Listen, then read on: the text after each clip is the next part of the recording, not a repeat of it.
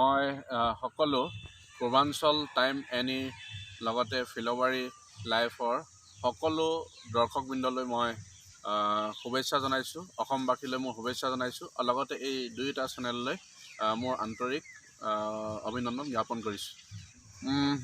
মই এটা ৰাজনৈতিক দলত যোগদান কৰিছোঁ যোৱা 7 জানুৱাৰী তাৰিখে ভাৰতীয় জনতা পাৰ্টিত।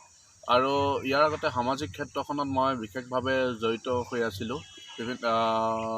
সদৌ মৰাণ ছাত্ৰ সন্থাৰ মজিয়াখনত দীৰ্ঘদিন ধৰি মই জড়িত হৈ সামাজিক কাম কাজত জড়িত আছিলোঁ। বিভিন্ন জনগোষ্ঠীয় বিশেষভাৱে জনগোষ্ঠীয় সমন্বয়কাৰী সমিতি, জনগোষ্ঠীয় ঐক্য মঞ্চ আদি সংগঠনৰ লগত সদৌ অসম ছাত্ৰ সন্থাৰ লগতে 30টা জাতীয় জনগোষ্ঠীয় সংগঠনৰ উমৈহতীয়া যি যৌথ মঞ্চ তাৰ লগতো জড়িত হৈ আছিলোঁ। আৰু তাৰ উপৰিও বিভিন্ন ক্ৰীড়া সংগঠন, সাংস্কৃতিক সংগঠন বা সাহিত্য সংগঠন, অসম সাহিত্য সভা এনেধৰণৰ বিভিন্ন অনুষ্ঠানত জড়িত হৈ এটা কথাই উপলব্ধি কৰিছিলোঁ যে আমাৰ আচলতে অসমখনত বহু কৰিবলগীয়া আছে। বিভিন্ন জাতি জনগোষ্ঠীৰ তেওঁলোকৰ সমস্যাবিলাক আছে, তেওঁলোকৰ আত্মমৰ্যাদা ৰক্ষাৰ প্ৰশ্ন আছে, অস্তিত্বৰ প্ৰশ্ন আছে। আৰু বিভিন্ন জাতি জনগোষ্ঠীয়ে বিভিন্ন দীৰ্ঘদিন ধৰি সংগ্ৰাম অব্যাহত ৰাখিছে তেওঁলোকৰ ন্যায্য প্ৰাপ্য দাবী। সেইবিলাক সমাধান কৰিবৰ কাৰণে হ'লে নিশ্চিতভাৱে ৰাজনৈতিক ক্ষেত্ৰখনতো আমি জড়িত হ'ব লাগিব। যিহেতু গণতান্ত্ৰিক দেশ, তো গণতান্ত্ৰিক দেশত এখন ৰাজনৈতিকভাৱে আমি পৰিচালিত হোৱা এখন দেশ, গণতান্ত্ৰিকভাৱে পৰিচালিত হোৱা দেশ। ইয়াত বিভিন্ন ধৰণৰ ৰাজনৈতিক দল থাকে।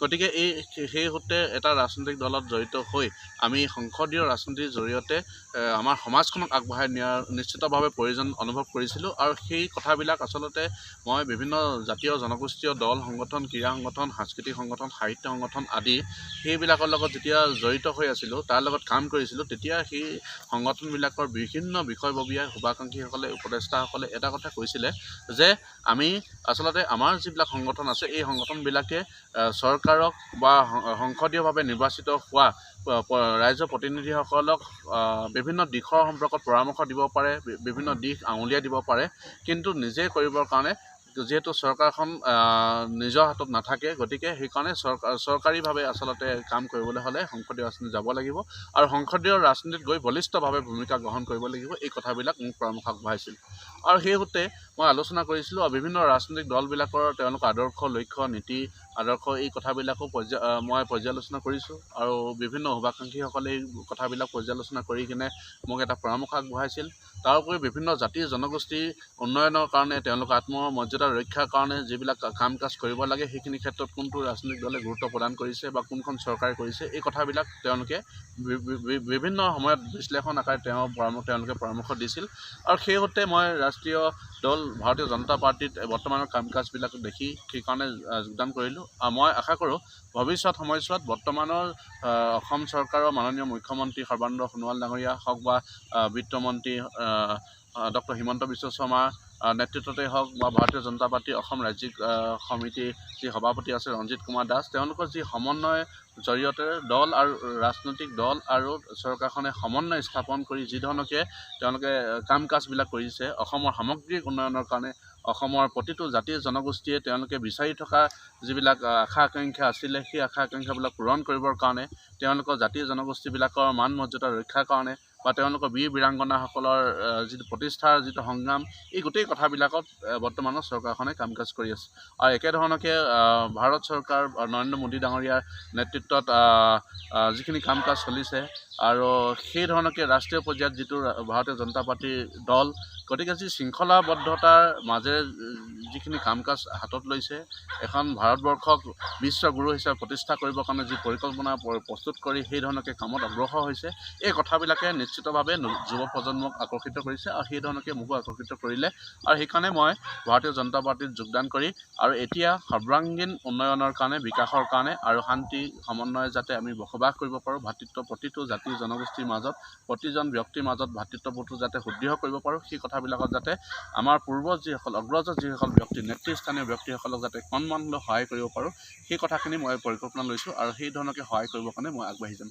নিশ্চয় এটা এটা ৰাষ্ট্ৰীয় দল, গতিকে ৰাষ্ট্ৰীয় দলটোৱে নিশ্চিতভাৱে তেওঁলোকে পৰিকল্পনা কৰি ৰাখিছে আৰু সেই সম্পৰ্কত বিভিন্ন ধৰণৰ ইতিমধ্যে আপোনালোকেও হয়তো গম পায়, অসমবাসী ৰাইজে বা ভাৰতবাসী ৰাইজে গম পায় যে ভাৰতীয় জনতা পাৰ্টীত কোনোবাই যদি কোনোবা নিৰ্বাচনত প্ৰতিদ্বন্দ্বিতা কৰিব লাগে বা প্ৰাৰ্থিত্ব আগবঢ়াবলগীয়া হয়, তেনেহ'লে সেই প্ৰাৰ্থিত্ব কোনোবাই হওঁ বুলি ক'লে হ'ব নোৱাৰে। সেই ক্ষেত্ৰত বিভিন্ন পৰ্যায়ৰ মানে পৰ্যালোচনা চলে, তেওঁলোকৰ নিজস্বভাৱে কেইবাটাও পৰ্যায়ৰ তৰপে তেওঁলোকৰ তেওঁলোকে যিটো ছাৰ্ভে চলাব লাগে সেই ছাৰ্ভেটো তেওঁলোকে চলায়।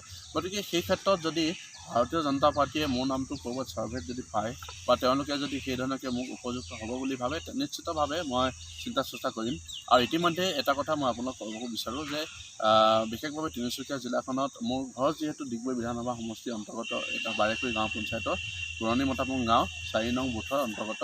গতিকে সেই সূত্ৰে সেই সমষ্টিটোৰ ৰাইজে নিশ্চয় আকাংক্ষা কৰিছে যে আগন্তুক বিধানসভা নিৰ্বাচনত প্ৰতিদ্বন্দ্বিতা আগবঢ়াব লাগে। গতিকে এই কথাটো ৰাইজেও জানে যে এইটো বিজেপিৰটো ৰাষ্ট্ৰীয় দল আৰু শৃংখলাবদ্ধ দল। গতিকে ঊৰ্ধ্বতম কৰ্তৃপক্ষই সেই কথাবিলাক বিশ্লেষণ কৰিব আৰু যদি ৰাইজে আশা কৰা ধৰণকে মোৰ কাম কাজবিলাকো সেইধৰণকে যদি ৰাইজৰ সপক্ষে দলৰ সপক্ষে হয়, গতিকে নিশ্চিতভাৱে সেই ক্ষেত্ৰত মই ভাবোঁ প্ৰতিটো আগবঢ়াব আৰু যদি আগবঢ়াই নিশ্চয় মই আগবাঢ়ি যাম। এই ক্ষেত্ৰত এটা কথাই মই পুনৰবাৰ ক'ব বিচাৰোঁ যে আমাৰ গণতন্ত্ৰত কি হয়, ৰাইজে ৰজা। গতিকে ৰাইজে যি ধৰণকে চিন্তা চৰ্চা কৰিব আৰু ভাৰতীয় জনতা পাৰ্টীয়ে যি ধৰণকে চিন্তা চৰ্চা কৰিব সেই ধৰণকে আমি ভৱিষ্যত সময়ছোৱাত আগবাঢ়ি যাম। নহয়, চাওক, সমষ্টি বুলিয়ে নহয়, মই আচলতে এই বিজেপিৰ যিটো ৰাষ্ট্ৰীয় দল এই দলটোত অংশগ্ৰহণ কৰাৰ আগতে গোটেই অসমৰ বিভিন্ন প্ৰান্তত বিভিন্ন জাতি জনগোষ্ঠীবিলাকৰ সমস্যা সম্পৰ্কত মই বুজিবলৈ চেষ্টা কৰিছিলোঁ। বহু ক্ষেত্ৰত মই কাম কাজো কৰিবলৈ চেষ্টা কৰিছিলোঁ। তো গতিকে এই ক্ষেত্ৰত নিশ্চিতভাৱে মোৰ যিটো বিধানসভা সমষ্টি সেই সম্পৰ্কত তাতো নিশ্চয় কাম কাজ হৈছে আৰু যি স্থানত মোৰ জন্ম হৈছে, যি স্থানত যিটো সমষ্টিত মই বসবাস কৰোঁ সেই সমষ্টিটোত নিশ্চিতভাৱে বেছিকৈ কাম কাজ মোৰ দ্বাৰা হৈছে আৰু ভৱিষ্যতে নিশ্চয় সেইখিনি ক্ষেত্ৰত মই কাম আগবঢ়াই লৈ যাম। আৰু বিধানসভাৰ নিৰ্বাচনত প্ৰতিদ্বন্দ্বিতা কৰিবৰ কাৰণে বিজেপি দলে মোক মনোনয়ন কৰে নে নকৰে সেই কথাটো নিশ্চয় ঊৰ্ধ্বতম কৰ্তৃপক্ষই গম পাব। তো গতিকে যদিও কৰে বা নকৰে সেই কথাটো আচলতে মূল লক্ষ্য আচলতে বিধানসভা নিৰ্বাচনত প্ৰতিদ্বন্দ্বিতা কৰাটোৱেই নহয়। আমাৰ মূল লক্ষ্য হৈছে যে কেনেকৈ মই কিছু হ'লেও ৰাষ্ট্ৰৰ বিকাশৰ কাৰণে, অসমৰ বিকাশৰ কাৰণে মোৰ সেৱা আগবঢ়াব পাৰোঁ আৰু ইয়াত বসবাস কৰা প্ৰতিটো জাতি জনগোষ্ঠীক কেনেধৰণে তেওঁলোকে কোনো কাৰণতে মনত আঘাত নোপোৱাকৈ কাম কাজবিলাক চলাই যাব পাৰোঁ সেইখিনি হ'ল মোৰ লক্ষ্য। আৰু তেওঁলোকৰ সমস্যাবিলাক সমাধান কৰিবৰ কাৰণে নিশ্চিতভাৱে পদক্ষেপ গ্ৰহণ কৰিব লাগিব। সেই পদক্ষেপ পূৰ্বতে যিখিনি কৰিছিলোঁ তাতকৈ অত্যাধিক পদক্ষেপ মই চলাই যাবলৈ প্ৰচেষ্টা চলাম। আৰু অনাগত সময়ছোৱাত আমি এটা কথাই লক্ষ্য ৰাখিছোঁ যে আমাৰ উন্নয়ন, প্ৰগতি, লগতে সমন্বয়, শান্তি, ভাতৃত্ববোধ এই গোটেই কথাবিলাককে আচলতে আমি একেলগে সামঞ্জস্য ৰক্ষা কৰি আমি ৰাষ্ট্ৰ শক্তিক বৃদ্ধি কৰিব লাগিব। আৰু আমাৰ ভাৰতবৰ্ষৰ মাননীয় প্ৰধানমন্ত্ৰী নৰেন্দ্ৰ মোদী ডাঙৰীয়াই যি ঘোষণা কৰিছে ভাৰতবৰ্ষক বিশ্বগুৰু হিচাপে প্ৰতিষ্ঠা কৰাৰ লক্ষ্য, সেই লক্ষ্যক যাতে অসম চৰকাৰৰ মাননীয় মুখ্যমন্ত্ৰী সৰ্বানন্দ সোণোৱাল ডাঙৰীয়াই হওক বা অসম চৰকাৰৰ মাননীয় বিত্তমন্ত্ৰী ডক্টৰ হিমন্ত বিশ্ব শৰ্মাই হওক বা অসম প্ৰদেশ বিজেপিৰ সন্মানীয় সভাপতি ৰঞ্জিত দাস ডাঙৰীয়াই হওক, যি ধৰণকে তেওঁলোকে এই মাননীয় প্ৰধানমন্ত্ৰী ডাঙৰীয়া, ভাৰত চৰকাৰৰ গৃহমন্ত্ৰী অমিত শ্বাহ ডাঙৰীয়া বা ভাৰত ৰাষ্ট্ৰীয় সভাপতি বিজেপি JP নাড্ডা ডাঙৰীয়া, তেওঁলোকৰ যি উদ্দেশ্য লক্ষ্য, তেওঁলোকে যি ধৰণকে উদ্দেশ্য লক্ষ্যৰে কাম কৰি ইতিমধ্যে ৰাইজক আগবঢ়াই লৈ যাব বিচাৰিছে, সমগ্ৰ ভাৰতবাসীক আগবঢ়াই লৈ যাব বিচাৰিছে, সেইখিনিত কণমান হ'লেও মই সহযোগিতা কৰিবৰ কাৰণে মই আগবঢ়াই লৈ যাম। মোৰ সদায় এটা কথা থাকিব যে এই পজিটিভ কাম কাজবিলাকক, যোগাত্মক দিশবিলাকক ভাৰতক বিশ্ব গুৰু হিচাপে প্ৰতিষ্ঠা কৰাৰ ক্ষেত্ৰত মোৰ প্ৰতিটো মুহূৰ্তত মই সহযোগিতা আগবঢ়াবৰ কাৰণে মই প্ৰস্তুত।